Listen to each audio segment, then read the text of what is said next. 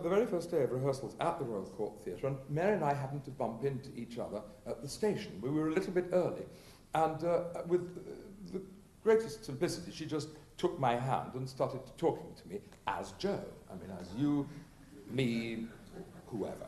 We were completely in contact with each other. We went and got a cup of tea. And we walked across Sloane Square, and as you may know, the Royal Court very much prides itself on being a writer's theatre, and so the title of the play and the name of the author are all that are displayed outside the theatre. No actors sully that marquee. And as we crossed the road and walked past Peter Jones, I said, "Mary, look, look." And she turned round, and there was the Royal Court across Sloane Square in front of her, and the words in huge neon letters, "Mary Barnes," by David Edley. But she looked, she gasped. And bearing in mind what others have said tonight, an expression came into her face that I now understand better. She was suffused with an inner light, and she nodded, smiling, as if to say, everything's going according to plan.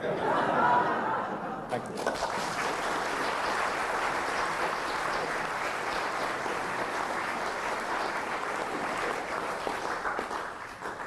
And I like to think that Mary's intense spirituality, intense religiosity, touched me deeply. Because from the time I knew her, I changed. And I eventually became a Hasidic Jew. And I'm very touched by her experience in a way which goes beyond Jew, Catholic, to right the central core, to one's relationship with God.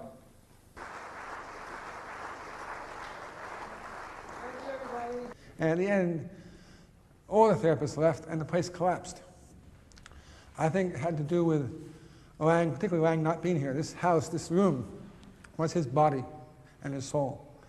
And I think once people felt he had gone, he went off to India and Sri Lanka, then they just tore the place apart.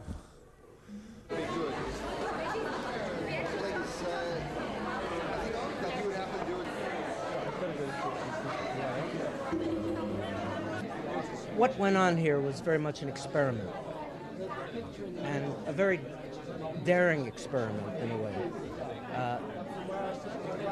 The notion of a very few rules and making it up as you go along was really founded on not irresponsibility, but rather on a very responsible admission of not knowing.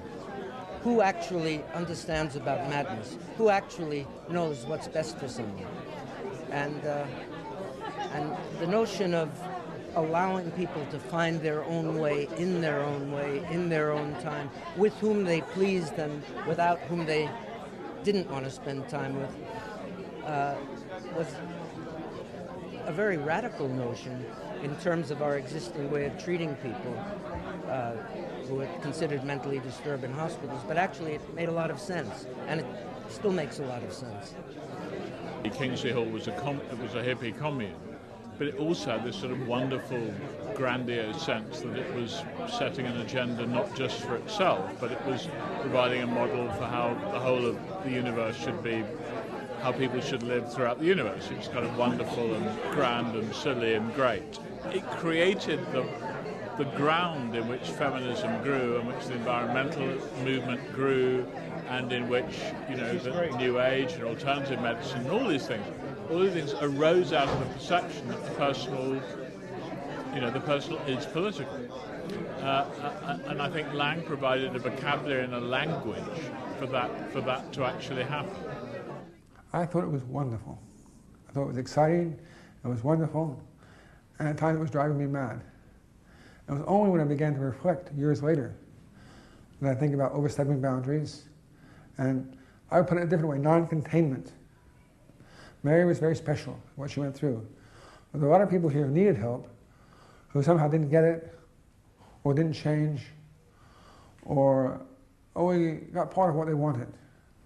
And I think that was because things were so fluid all the time. People were coming and people were going, and Lang was here, and then he wasn't here. I think I would probably think it would be more helpful to people to come into a situation where there were some rules of the game, where there were quite benign rules of the game, but they were absolutely clear. I think this would actually be a help to all concerned.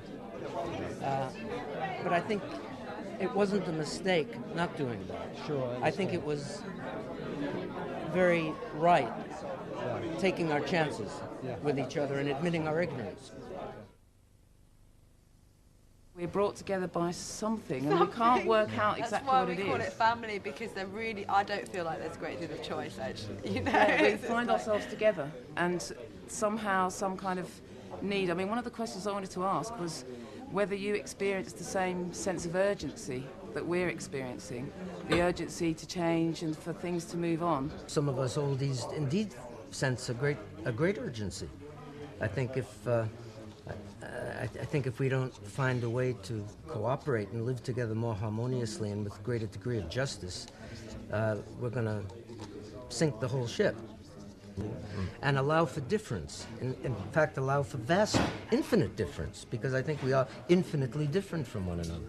The urgency, I feel, requires both starting with oneself, but not aiming at oneself, so that I think starting with oneself, but absolutely being attuned to the suffering all around one. And I think what's happening now in the party scene and also in the scenes that are out there in the streets, reclaiming the streets and travelling and making a nuisance of themselves at the World Trade Organization or wherever, I think a lot of us are also discovering very, very tentatively that we're seeking for the deeply spiritual, but we don't want to use that word.